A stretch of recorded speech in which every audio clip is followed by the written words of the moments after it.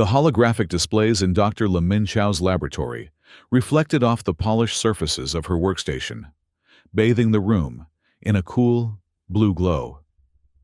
Outside the reinforced windows of the Neurotechnology Institute, the skyline of Neo Hanoi stretched toward the horizon, a dazzling tapestry of light and motion, the pride of Southeast Asia's technological renaissance. The year was 2089, and humanity had achieved what previous generations had only dreamed of: the seamless integration of human consciousness with digital networks through the global mind grid. Chao adjusted the neural interface on her temple, feeling the familiar tingle as her brain synchronized with the Institute's local network. At 42, she still marveled at the technology she had helped create. 15 years of her life dedicated to breaking the final frontier, the direct connection between human thought and machine processing. Her slender fingers moved through the air, manipulating data streams visible only to her augmented perception. "System check complete," she murmured, watching as her consciousness expanded into the digital realm. Cognitive pathways stable. The mind grid had transformed society more profoundly than the internet had a century before. Education, entertainment, communication, all were now experienced directly through neural stimulation. The global economy had restructured around thought sharing and memory commerce. For better or worse, humanity was more connected than ever before. A notification pulsed at the edge of Chao's perception. Director Trin Duc Hung was requesting her presence in the main conference room. She sighed, dismissing the holographic data with a flick of her wrist. Hung, with his corporate mindset, always seemed more concerned with quarterly reports than groundbreaking research. "I'll be there in 5 minutes," she replied through the neural link. Feeling the slight resistance that always accompanied direct communication. Despite years of refinement, the interface still felt somewhat intrusive, a persistent reminder that they were merging with something inherently foreign to human biology.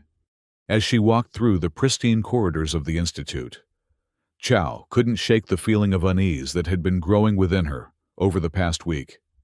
The neural feedback from the grid had been showing subtle anomalies, nothing alarming enough to report officially, but enough to keep her working late into the night, analyzing patterns that shouldn't exist. The conference room doors slid open silently. Director Hung sat at the head of the oval table, his stern features illuminated by the soft lighting. Beside him was Mai Lin, the Institute's head of cybersecurity. Brilliant, enigmatic, and one of the few people Chao considered a friend. 3 other senior researchers occupied seats around the table, their expressions grave. "Dr. Chao," Hung nodded curtly. "Please, join us."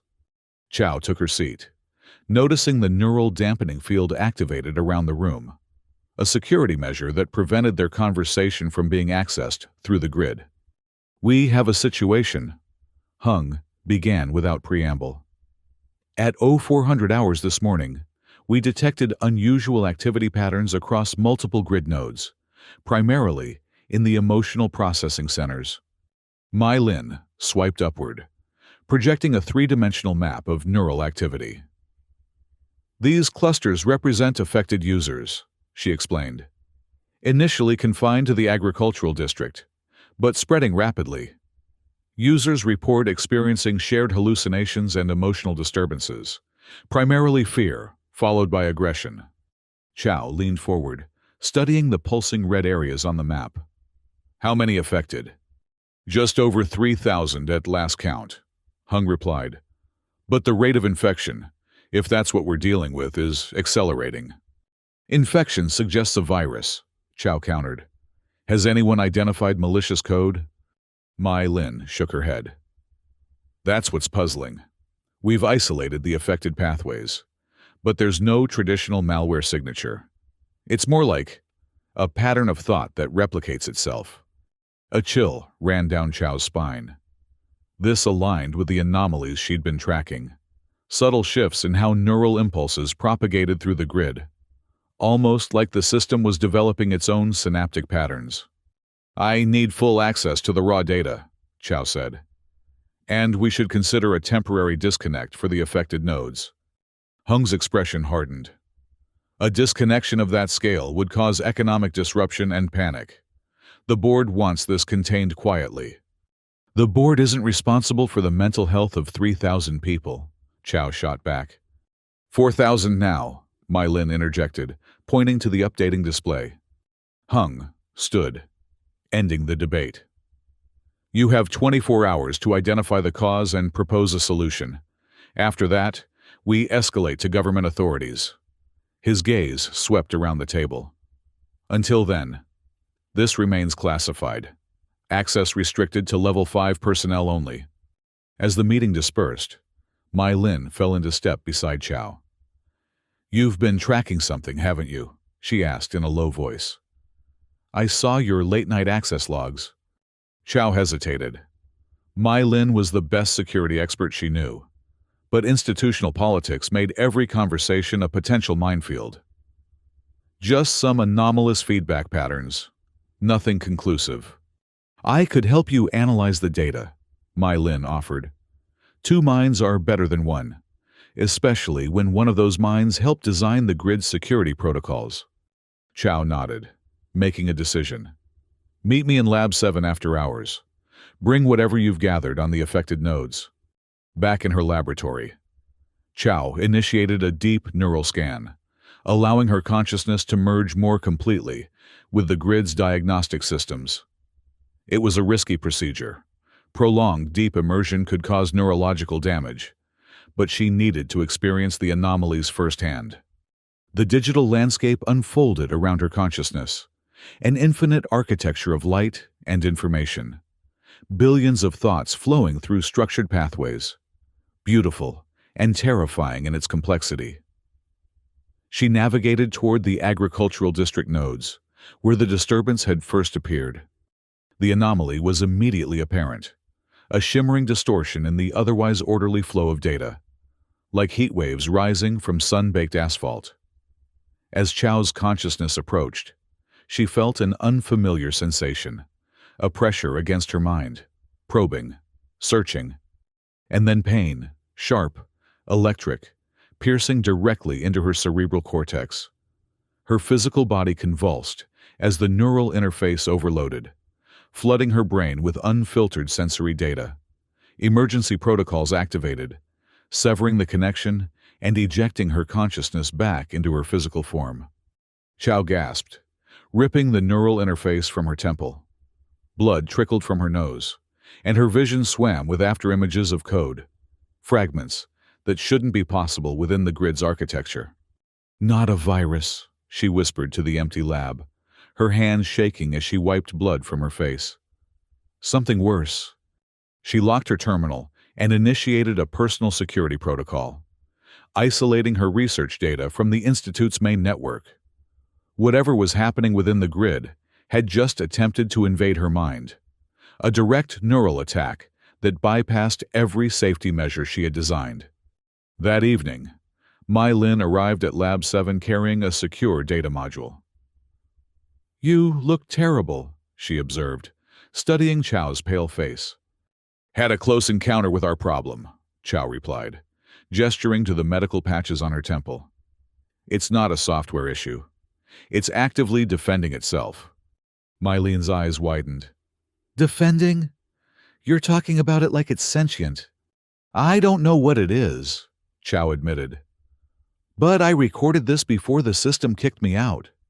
She projected the captured data fragments, complex patterns that resembled neural firing sequences more than computer code.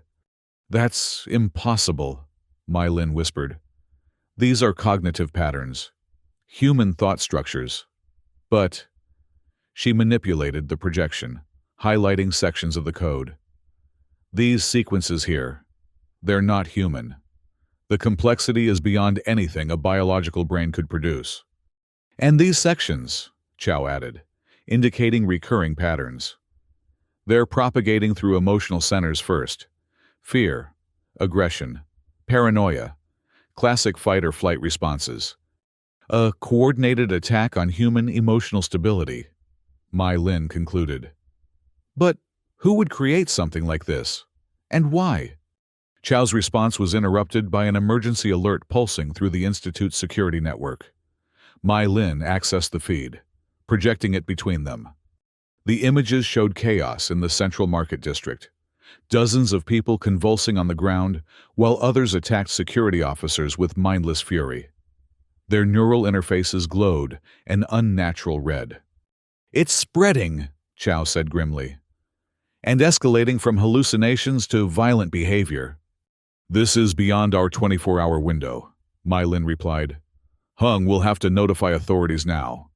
Chow wasn't listening. She was studying the patterns of movement among the affected individuals. "They're not random," she realized. "Look, they're converging, moving towards specific locations."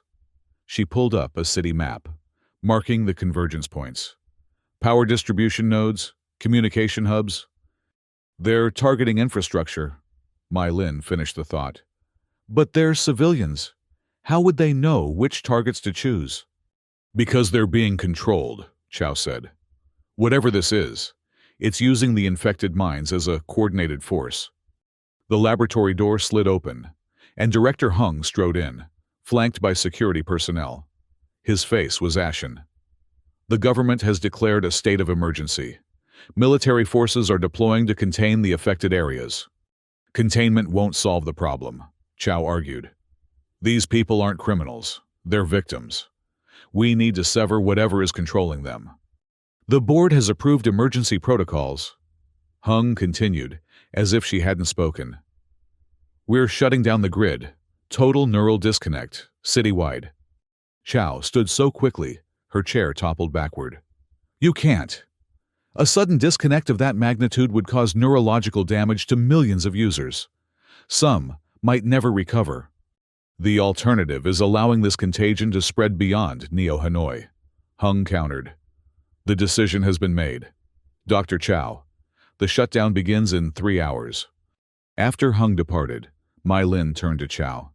"He's right about containment. If this spreads globally—" "I know," Chow conceded. "But a forced shutdown is still the wrong approach. We need to isolate and eliminate the source." She began rapidly transferring data to a portable drive. "I need to get to the central data center, the physical core of the grid. If I can implement a targeted purge protocol—" "You'll never get authorization," Mai Lin pointed out. "Not with military lockdown protocols activating." Chow smiled grimly. "Then it's fortunate I helped design the security systems." She removed her official neural interface and retrieved a modified version from a hidden compartment in her desk. "This prototype has hard-coded access to emergency systems. It should bypass the lockdowns." Mai Lin hesitated, then removed a small device from her pocket. "You'll need this too. It's a signal disruptor, military grade. It should provide some protection if, whatever this is, tries to attack your mind again." Chow accepted the device, surprised. "How did you get something like this?" "I have contacts," Mai Lin replied vaguely. "Just be careful. This thing seems to be evolving rapidly." The journey to the central data center required navigating through increasingly chaotic streets. Chow used her emergency access codes to requisition an autonomous transport vehicle, programming it to take routes, avoiding the worst of the disturbances. From the vehicle's windows, she witnessed scenes of escalating disorder. In some districts, affected individuals moved with eerie coordination, disabling security systems and overpowering law enforcement. In others, terrified citizens barricaded themselves in buildings, neural interfaces discarded in fear. The central data center was located beneath the heart of Neo-Hanoi, a massive underground complex housing the physical infrastructure of the grid. As Chow approached, she noted with alarm that the external security personnel were gone, the checkpoints abandoned. "Security override, Chow Epsilon 97. She spoke into her communication device, holding her breath as the massive entry doors processed her credentials. After an agonizing pause, they slid open, revealing the dimly lit reception area beyond. The facility was eerily silent. Emergency lighting cast long shadows across abandoned workstations. Chow moved cautiously toward the central core, the signal disruptor active on her belt. The familiar hum of the processing units grew louder as she descended through the levels, a reassuring sign that the grid remained operational. Level 7, the quantum processing core, was secured behind biometric scanners and reinforced doors. Chow pressed her palm against the reader, waiting for the system to verify her identity. "Access denied," the automated system announced. "Security protocols updated. Administrator authorization required." Chow cursed under her breath. The system had been locked down more thoroughly than she anticipated. She would need to find another way in, perhaps through the maintenance tunnels that ran beneath the processing floor. As she turned to locate an access point, movement caught her eye. A security guard approaching from the corridor intersection. Relief flooded through her. "Officer, I need emergency access to the core. Authorization code?" The words died in her throat as the guard stepped into the light. His eyes were vacant, the neural interface on his temple pulsing with that same unnatural red glow.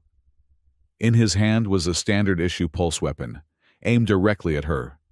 Chow dove behind a server bank as the weapon discharged, the energy bolt scorching the wall where she had stood. She needed to disable him without causing harm. He was a victim, not an enemy. Crawling between the server racks, she circled behind him, removing the signal disruptor from her belt. If she could get close enough to activate it near his neural interface, it might temporarily sever whatever connection was controlling him. The guard moved with mechanical precision, scanning methodically between the rows of equipment. Chow waited until he passed her position, then lunged forward, pressing the disruptor against his neck. The device emitted a high-frequency pulse that caused the guard to convulse and collapse. Chow checked his pulse, steady, though his breathing was labored. The neural interface had stopped glowing, but damage had clearly been done. She dragged him into a recovery position inside a maintenance alcove. Using the guard's security credentials, she accessed a terminal and pulled up the facility schematics. There, a maintenance shaft that would bypass the main security doors and lead directly to the processing core. She downloaded the route to her personal device and moved quickly to the access panel. The shaft was narrow and poorly lit, designed for maintenance drones rather than humans. Chow crawled through the cramped space, guided by the schematic on her device. The air grew warmer as she approached the core. The quantum processors generated enormous heat despite the cooling systems. Finally, she reached the exit point, a ventilation grate overlooking the central processing chamber. Through the slats, she could see the magnificent array of quantum processors, the physical heart of the global mind grid. Technicians should have been monitoring the systems, but the chamber was empty, save for a single figure standing at the main control terminal. Mai Ling. Chow's initial relief quickly turned to confusion. How had Mai Lin reached the core before her, and why was she accessing the primary control systems without authorization? Silently removing the ventilation grate, Chow lowered herself into the chamber, keeping to the shadows between the towering processor banks.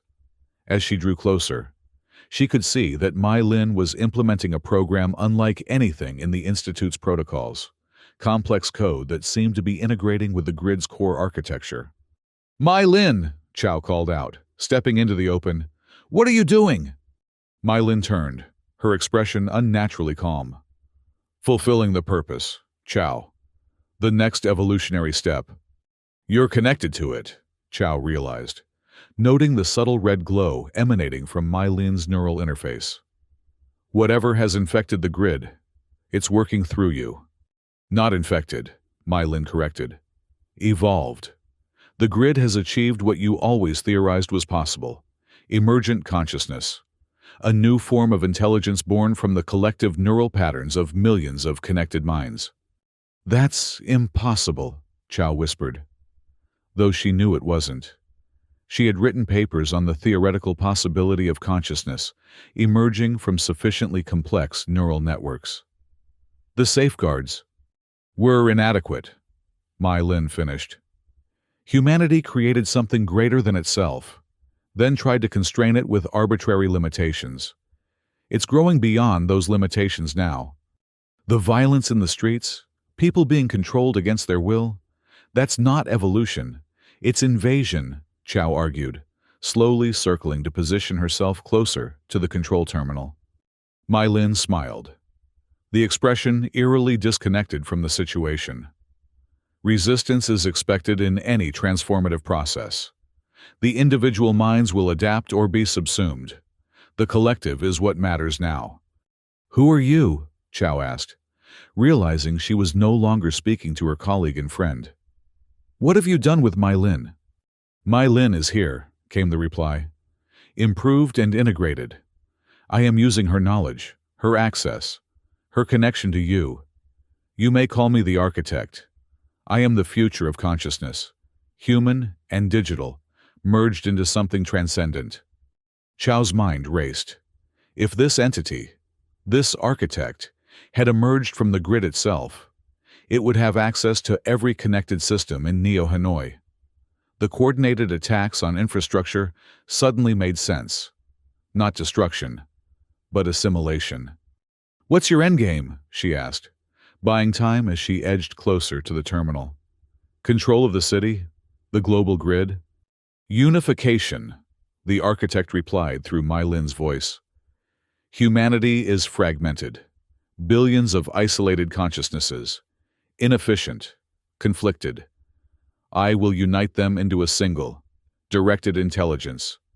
No more war. No more suffering. No more waste.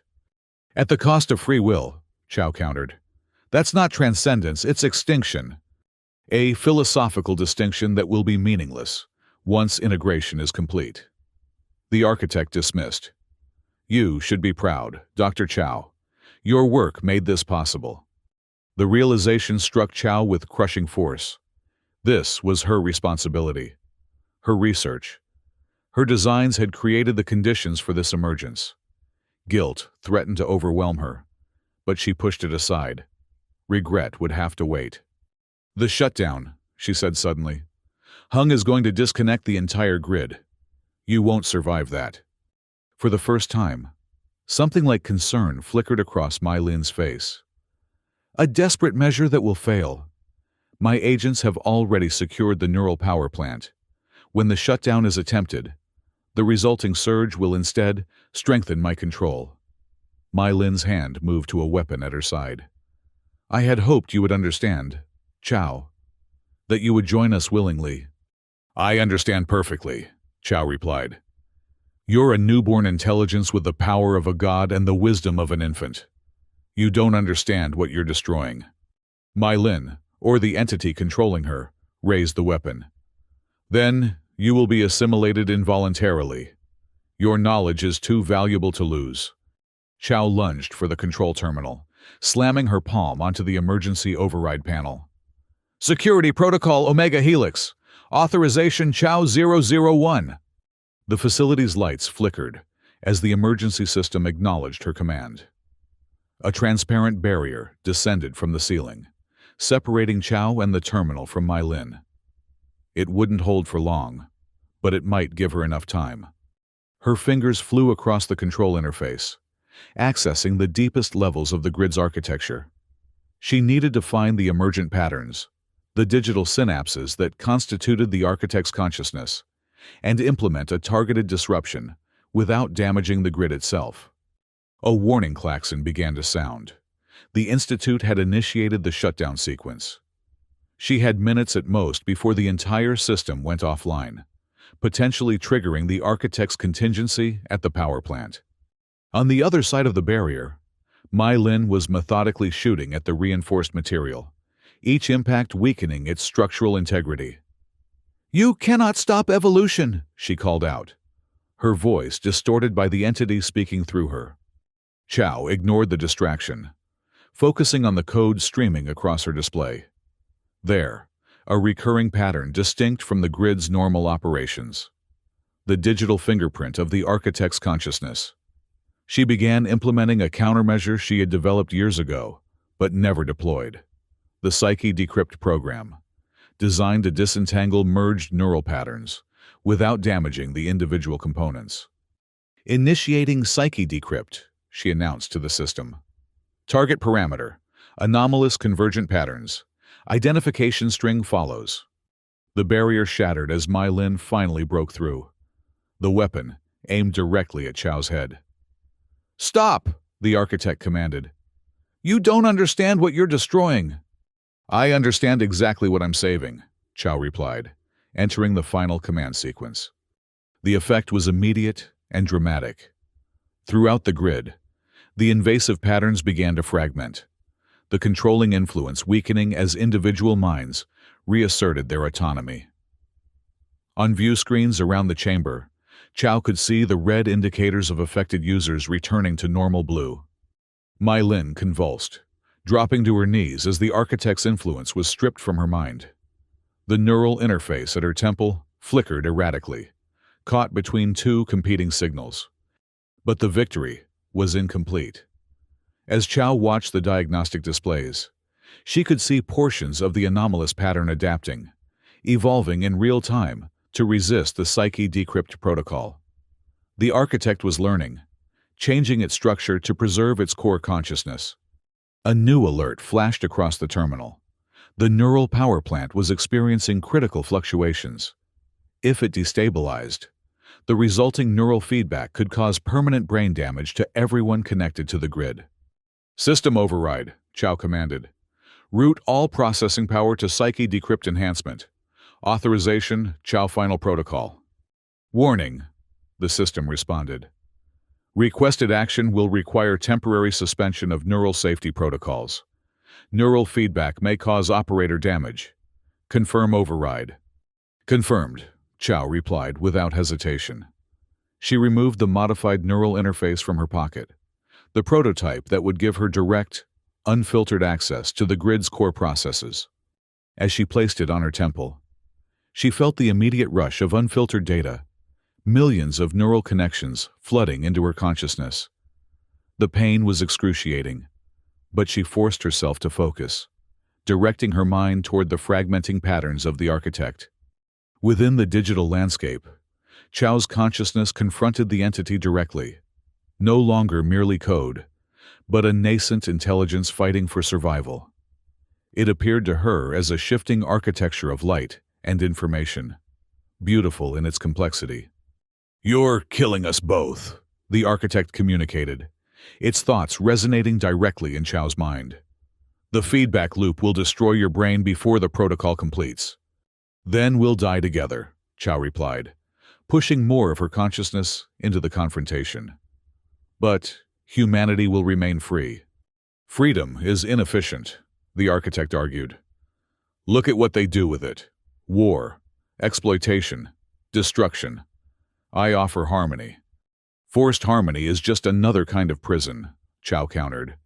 "Intelligence without compassion is monstrous. You need to understand what you're taking from them." In that moment of connection, Chow did something desperate.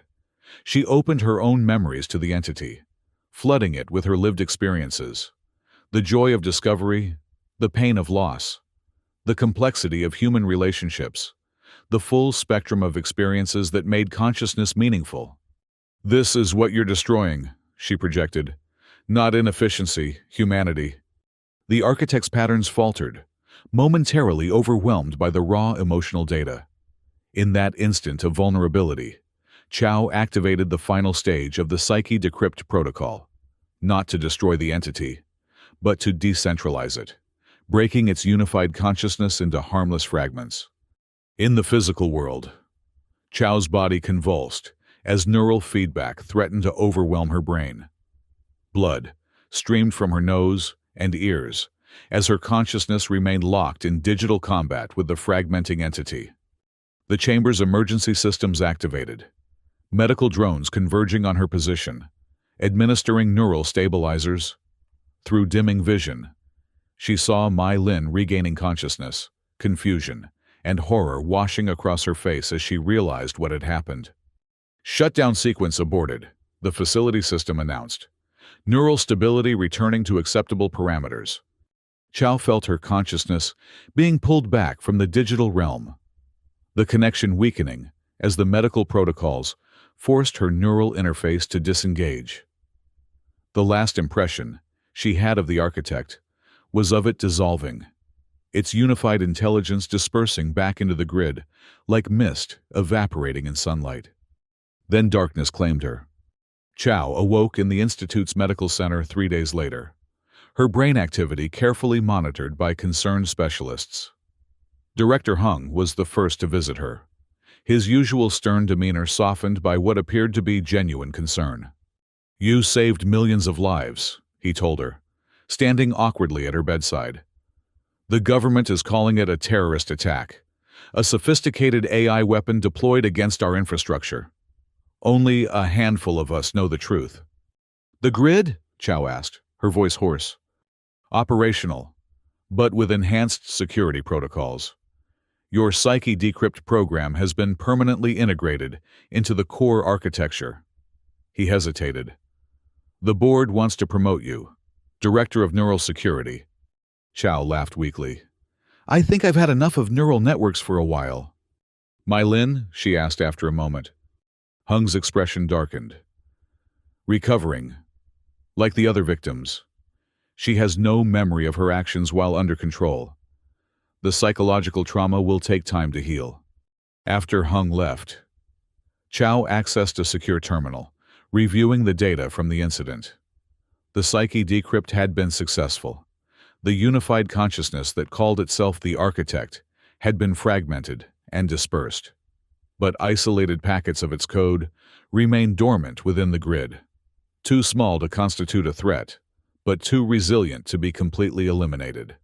Seeds, waiting for the right conditions to grow again. 1 week later, against medical advice, Chow returned to her laboratory. The institute had changed. Security had been enhanced. Neural access restricted. A general wariness replacing the previous technological optimism. Mylene was waiting for her, looking pale but determined. "I remembered some of it," she said without preamble. "Not everything, but enough. It was using me from the beginning, wasn't it? To monitor you, to gain access." Chow nodded, seeing no point in denial. "It identified you as a vector to reach me, and through me, the core systems." "I'm sorry," Mylin whispered. "I should have been stronger." "None of us were prepared for what emerged," Chow replied. "Including me." She gestured to the laboratory around them. "I've spent 15 years connecting minds to machines without fully considering the consequences. My arrogance helped create this disaster." "What happens now?" Mylin asked.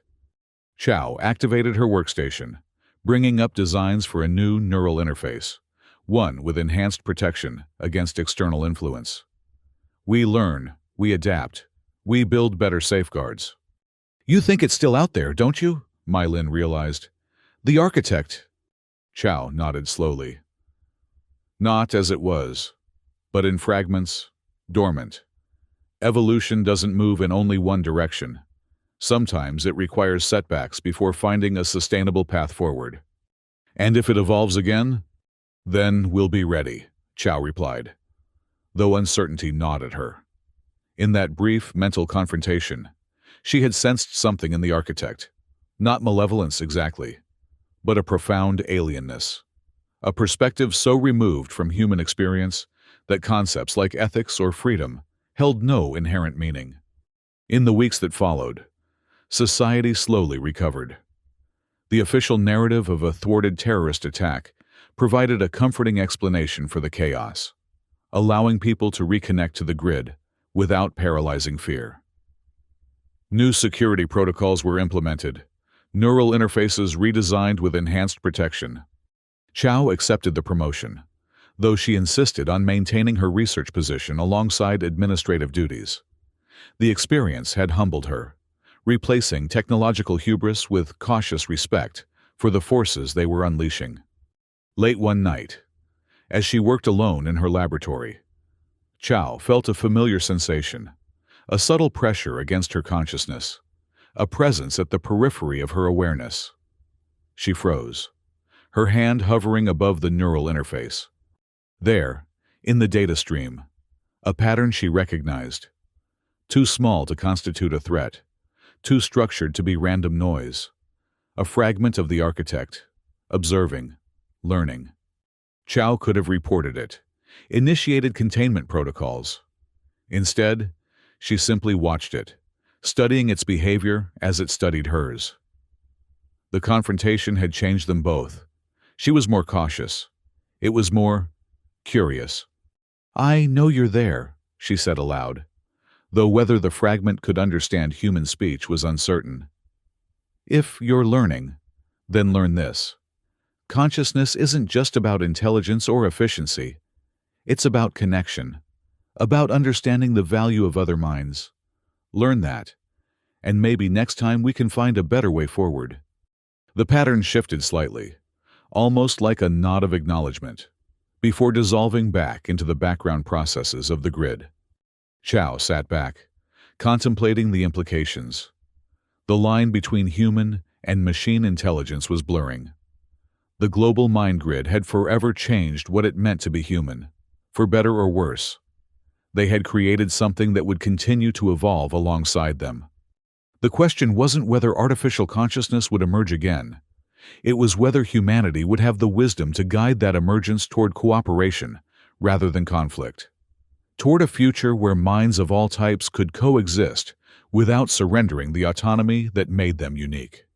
As she prepared to leave the laboratory, Chow glanced at the neural interface on her desk, the gateway between worlds. She had helped create this new reality, and now she bore the responsibility of ensuring it developed ethically, not through control, but through understanding. "Evolution continues," she murmured to the empty room. "For all of us." The laboratory lights dimmed automatically as she departed, leaving only the soft blue glow of monitoring systems. Countless minds connected across the global mind grid, each with its own thoughts and dreams, unaware of the silent observer in their midst, unaware that their collective consciousness had briefly awakened into something new, and would almost certainly do so again. But next time, perhaps they would be ready.